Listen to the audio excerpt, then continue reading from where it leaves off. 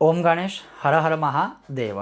यह जो 11 जून बृहस्पतिवार को परमा एकादशी है, तो उस दिन हम क्या दान करें? तो उस दिन जो दान किया जाता है या करना चाहिए, तो उस दिन आप ब्रह्म देवता अर्थात ब्राह्मणों को तो कुछ दान कर ही सकते हो, और क्या कर सकते हो वो भी मैं आपको बताऊंगा। लेकिन इस दिन आपको अवश्य निर्धन, गरीब या जो ज़रूरतमंद लोग हैं उन्हें मदद भी करनी चाहिए।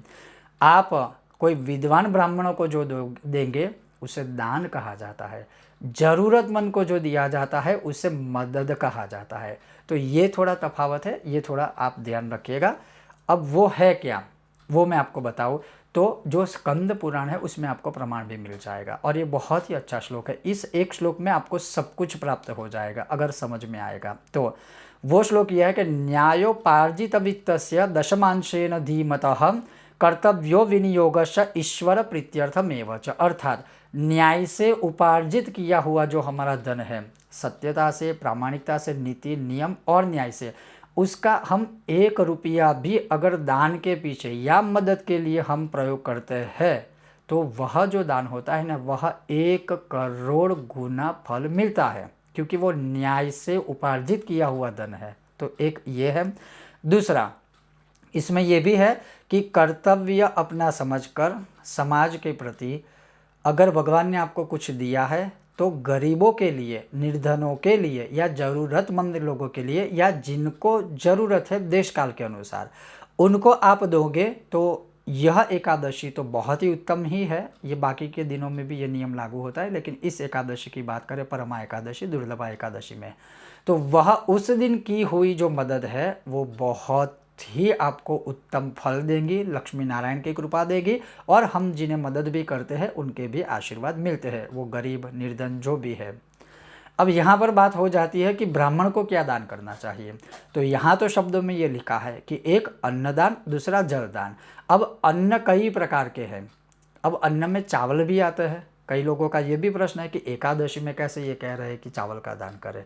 तो अगर चावल को निकाले तो वो अन्न रहेगा कि नहीं रहेगा? बाकी के भी तो अन्न ही तो है जिसको हम दान करने की बात करते हैं।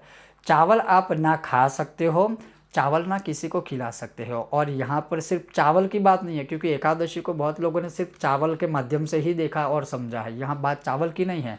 आप कुछ भी अन्न एकादशी में नहीं खा सकते हो, लेकिन हाँ, जो त्यागे वो आगे, हम जो त्याग करते हैं ना उसका हम दान कर सकते हैं। ये भी एक नीति नियम है। वो जो दान हम ब्राह्मण को करते हैं उस दिन, तो हम उन ब्रह्म देवता को उस दिन, एकादशी के दिन, वो अन्न बनाकर खाने के लिए नहीं दे रहे हैं। वो कभी ना कभी अगली तिथि में, जैसे द्वादशी आदि में किया जाता है, वो कभी भी प्रयोग कर सकते हैं। लेकिन अगर आपके मन में ये संदेह है कि नहीं, हम चावल दान नहीं करेंगे, तो जो भगवान नारायण को प्रिय है सफ़ेद तिल, उसका दान कर लीजिए। लेकिन शब्द की भाषा में ये समझिएगा, ये भी अन्न ही दान है। अन्न का ही एक मतलब कहते हैं ना, अन्न का ही एक स्वरूप है। चाहे वो सफ़ेद तिल हो, चाहे वो गेहूँ है, चाहे वो दाल है, कोई भी प्रकार की दाल है, चाहे वो चावल है, अक्षत है। तो आपको जो ठीक लगे उस प्रकार से दान कीजिएगा। और दूसरा है जल का दान। तो आप जल का मतलब आज की भाषा में, परिभाषा में हम अगर देखें तो पानी की बोतल जो है, आप यथाशक्ति ब्रह्म देवता को दान कर सकते हो। और वो इतना दान करने मात्र से, अन्नदान और जलदान, ये 2 दान इस परमा एकादशी पर करने मात्र से अक्षय पुण्य की प्राप्ति होती है। पितर खुश होता है और पितरों को तृप्ति मिलती है। जो इस बार 11 जून बृहस्पतिवार को हमें यह महादान करने चाहिए। और जैसे मैंने कहा कि हमारी जो इनकम है, आय है, उसका 10वां हिस्सा, दशमांशेन, दशम अंश, सदैव जो है ज़रूरतमंद लोग, गरीब लोग और निर्धन लोगों को मदद करने के लिए प्रयोग करना चाहिए। थोड़ा आप दान भी करें, थोड़ा आप मदद भी करें, ताकि मन में कोई संदेह कभी आएगा ही नहीं। तो ज़रूर अवश्य यह दान आप कर सकते हो। ओम गणेश हर हर महादेव। जय सिया राम।